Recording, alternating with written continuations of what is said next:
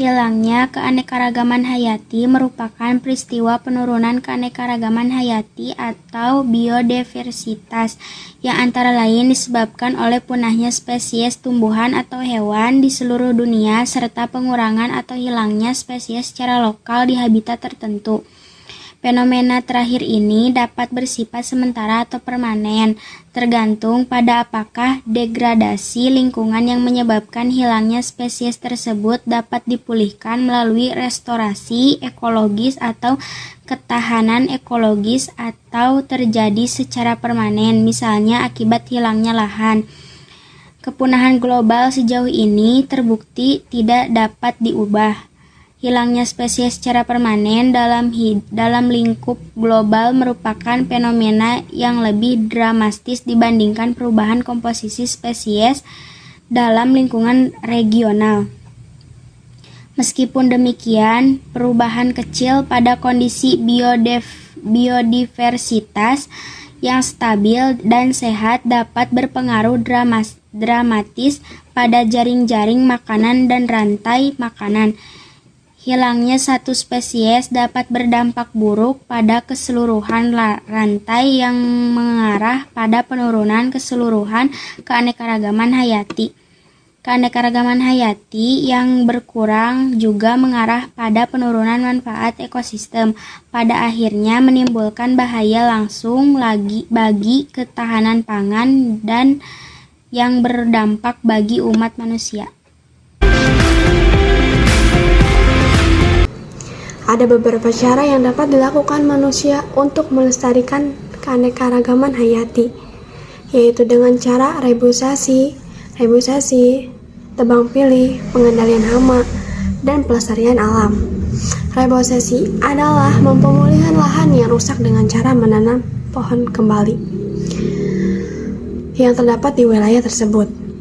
Tebang pilih adalah proses seleksi untuk menentukan pohon-pohon mana yang layak ditebang, sehingga jumlah pohon di wilayah tersebut tidak berkurang secara signifikan.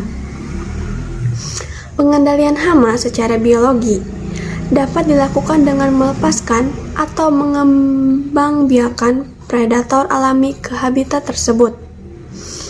Sementara itu, pelestarian alam adalah tindakan untuk menjaga spesies tertentu dari kepunahan. Pelestarian alam dapat dilakukan secara in situ maupun ex situ. Pelestarian alam in situ dilakukan di habitat asli spesies tersebut, sementara pelestarian alam ex situ dilakukan di luar habitat aslinya. Assalamualaikum warahmatullahi wabarakatuh. Saya Naila Faiza Utari Fazrin dari IPA 4. Saya akan mempresentasikan tugas biologi.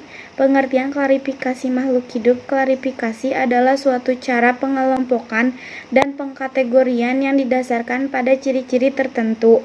Semua ahli biologi menggunakan suatu sistem klarifikasi untuk pengelompokan tumbuhan atau hewan yang memiliki persamaan struktur. Kemudian, setiap kelompok tumbuhan ataupun hewan tersebut dipasang-pasangkan dengan kelompok tumbuhan atau hewan lainnya yang memiliki persamaan dalam kategori lain. Hal itu pertama kali diusulkan oleh John Ray yang berasal dari Inggris. Namun, ide itu disempurnakan oleh Chan von Linné pada tahun 1707 sampai 1778, seorang ahli botani berkebangsaan Swedia yang dikenal pada masa sekarang dengan Carolus Linnaeus. Sekian dan terima kasih. Wassalamualaikum warahmatullahi wabarakatuh. Klarifikasi makhluk hidup adalah suatu cara memilah dan mengelompokkan makhluk hidup menjadi golongan atau unit tertentu. Golongan-golongan ini disusun secara runtuh sesuai dengan tingkatannya, yaitu mulai dari yang lebih kecil tingkatannya hingga ke tingkatan yang lebih besar. Ilmu yang mempelajari prinsip dan cara pengelompokan makhluk hidup ke dalam golongannya disebut taksonomi atau sistematik.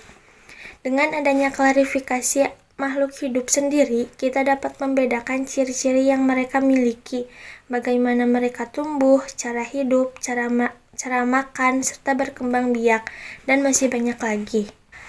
Dasar-dasar klarifikasi terbagi menjadi 4. Yang pertama ada klarifikasi sistem alamiah.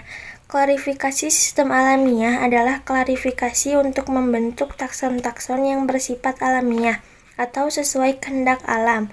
Dasar yang digunakan adalah adanya persamaan sifat, terutama sifat morfologi. Yang kedua, ada klarifikasi sistem artifisial atau buatan. Klarifikasi sistem artifisial adalah klasifikasi untuk tujuan praktis, misalnya berdasarkan kegunaannya. Berdasarkan kegunaannya, tumbuhan dikelompokkan menjadi tanaman obat, seperti jahe, kina, kayu putih, dan ginseng.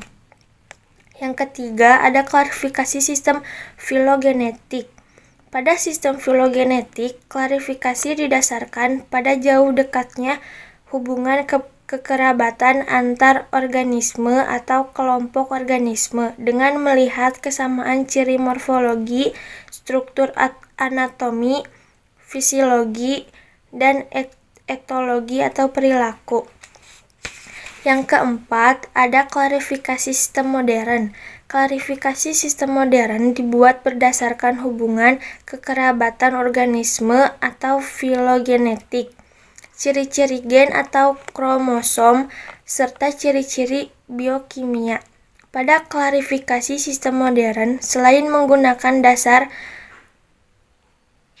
perbandingan ciri-ciri morfologi, struktur anatomi, fisiologi, etologi, juga dilakukan perbandingan struktur molekuler dari organisme yang diklarifikasikan.